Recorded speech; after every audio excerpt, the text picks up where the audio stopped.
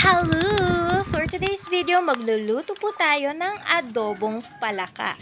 At syempre, ito po ang ating ingredients. Andyan po ang bawang, sibuyas, luya, at hindi mawawala ang siling labuyo. At syempre, wag po nating kalimutan ang mismong karne ng palaka. At uumpisahan po natin sa paggigisa ng ating mga ingredients. Ayan. So, magpapainit po muna tayo ng kawali. Kailangan po ang kawali ninyo ay yung maitim at may butas.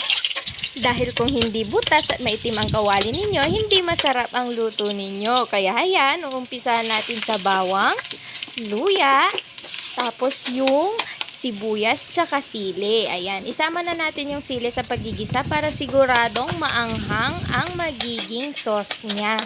Ayan, so after po nating igisa itong mga ito, tsaka po natin ihuhulog yung mismong karne po ng palaka.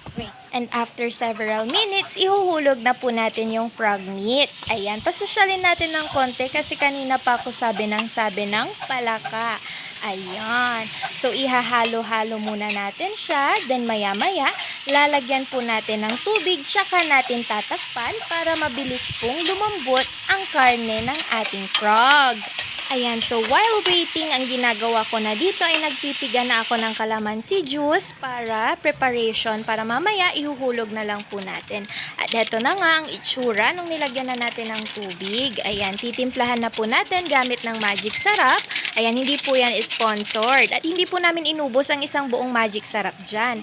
Ayan, tapos nilagyan po namin ng 2 pamintang durog. Ayan, after dito, ihahalo-halo lang po natin. Habang naghihintay, during this time, nagpipiga na po ako ng kalamansi para mamaya ihuhulog na lang po natin yung juice, hindi na sumama yung buto-buto. Ayan, susunod po nating ilalagay ay ang toyo. Ayan na po ang ating silver swan. Hindi po yan sponsored. Ayan, hindi rin po natin iuubos ang isang pouch ng silver swan. Ayan, aalalayan na lang po natin para hindi po maging maalat ang ating adobong palaka. Ayan, halo-halo lang po ulit. Then, after a few minutes, ihuhulog na lang po natin ang calamansi juice para pampaasim po.